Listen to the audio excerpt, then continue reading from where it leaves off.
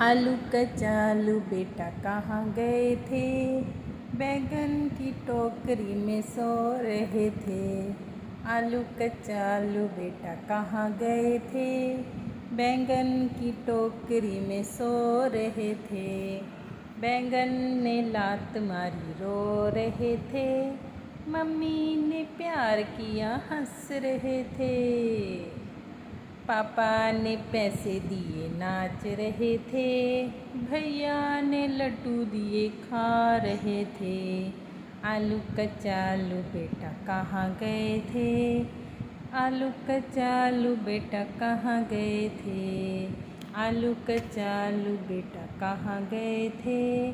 सब्जी की टोकरी में सो रहे थे। भिंडी ने लात मारी रो रहे थे। मम्मी ने प्यार किया हंस रहे थे। भैया ने लड्डू दिए खा रहे थे। पापा ने पैसे दिए नाच रहे थे।